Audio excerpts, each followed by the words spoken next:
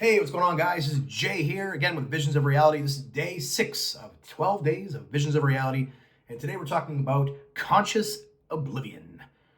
And this one is you could consider one of the bleakest, at least initially, how it comes across. Probably close to Behold the End, with just the it's more of a personal bleakness, kind of like an existential crisis that the first person character is discussing during the lyrics. And this song was one of the songs that I had, with Behold the End as well, that I had submitted for a candidate for a Dolo song, I believe. But it starts off with kind of like a weird, kind of eerie sounding guitar lick, or whatever you want to call it, leading into a really, really darker, kind of like I think it's the song's in B tuning. Yeah, I think it's in B tuning. So I'm playing it with my B tuning guitar. This is the only song that kind of has that kind of really dark sound to it as far as a black death metal song goes. It's probably the darkest sounding song, I think, on the album, potentially, or the harshest, I would say, more than dark. And kind of starts off with, just it's slow. And then I have this part where I did the drums in the middle of that intro part, which came out really good. That was just me sitting there, and it probably took me an hour just to kind of, I was just putting drum beats wherever I could, and make it, see if I can get it to sound the way I wanted to. So it was all by ear. It's definitely it's meant to be like kind of like a chaotic kind of drum fill part, and it came out really cool. And then it goes into the verse, and I do like a straight up death metal vocal, and it came out really good. It's like a thrashy death metal part, and then the chorus is just it's a straight up almost like a blast beat, but it's slow at the same time, the way I execute it. And it really comes across just menacing. It's menacing and dark. There's the lyrics of a man who realizes his whole life is a lie. It's like he lives in like almost like on the next song, On the Edge of Greatness, but he realizes his life is like some kind of like he's basically like an AI program that's sentient, right? He realizes this is like a simulation and nothing's real. What's the point of living when everything just ends in death and dying? Essentially, it's kind of like the whole concept about it. And he's this guy who's kind of like, what do I do? What's the point? And then it goes into this like kind of breakdown part, which is probably the only part of the whole record that I really, maybe besides the intro to Behold the End, where I wish the guitar came in a little bit more, a little tighter. But it's still comes across pretty like a pretty good punch. But then I go into this part where it gets more a little uplifted. I kind of change the tone of it a little bit. This is another example of how sometimes riffs you don't think they're gonna work when you put them together, but in this case I think it does.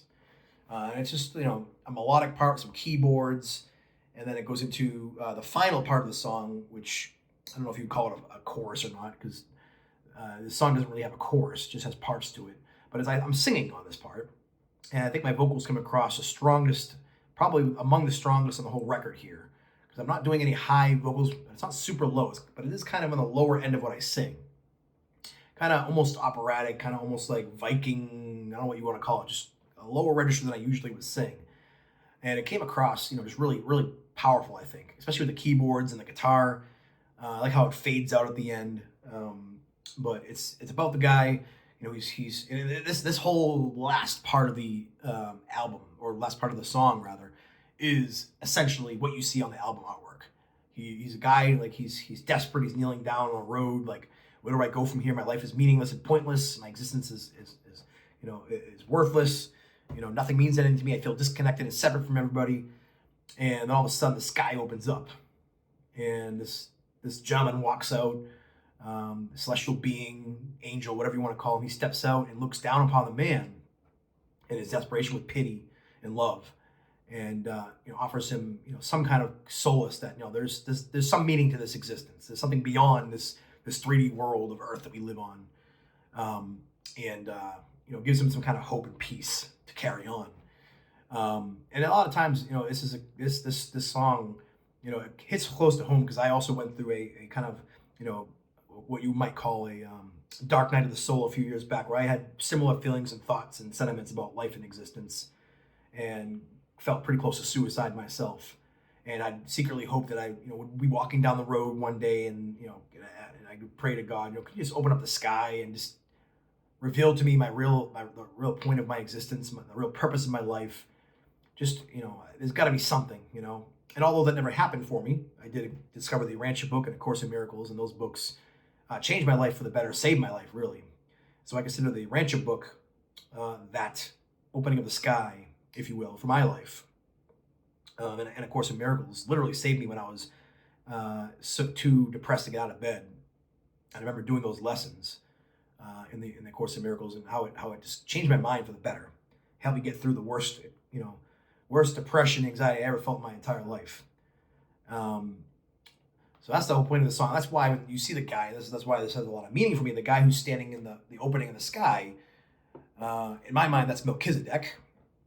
He's called an emergency son, who is kind of similar to Behold the End, where you have like celestial beings who come in and reveal themselves only during planetary emergencies. But it's kind of like in this case, but it's more personal, right?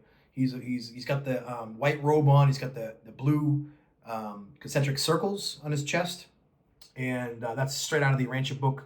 Talks about how when Melchizedek came and materialized here on Earth, I don't know, before Jesus came here and brought some revelation of God to humanity. He noticed that the spiritual light was dying on Earth. He's like, I got to come down. Even though I know he knew that Jesus was eventually going to come, he's like, no, I'm going to come here ahead of that and try to stoke the flames a little bit in preparation of Jesus coming here. And that's why the Rancher book talks about Melchizedek. In the Bible, I should say, talks about Melchizedek as well as how it got in there because of his bestowal on Earth, a couple thousand years before Jesus came. So that's what that character is. He's Melchizedek. He's like, hey, don't worry, I see you. And a part of it is also, could be, there's kind of two interpretations of it. It could be Melchizedek. It could be also the future guy himself, looking back, from coming from timelessness to time, saying, hey, I'm here, So there's kind of two interpretations of it. It could be Melchizedek, or it could be that man's future self looking back in time, saying, hey, everything's going to be all right. Just stay the course.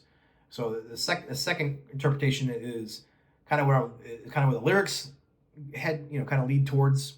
But either way, metaphysically we're all one, so it doesn't matter. It could be Melchizedek, could be you in the future. The whole point is that here on this earth, we don't see the full picture. We see hell burning in flames and smoke and skulls, and everything's terrible. Where you look beyond and see the future, you see either Melchizedek or your future self, whatever you want to interpret it as. You see the him standing there from a reality of paradise. You get blue skies and sunlight and trees and green grass and everything. That's the whole point of that. So that's the whole point of the conscious oblivion, where you feel like your whole existence is meaningless, and then you're just kind of like unceremoniously like smack back to reality. Whoa, this is nothing. This is just the start of an eternal career of amazing progression for your existence. So don't despair. So that's the whole point of this song. Hits home a lot because of my own personal experiences in life, and my own spiritual journey. So yeah, that's why that song, that part was the inspiration for the album artwork. So all right, guys, thanks for watching. Thanks, and God bless.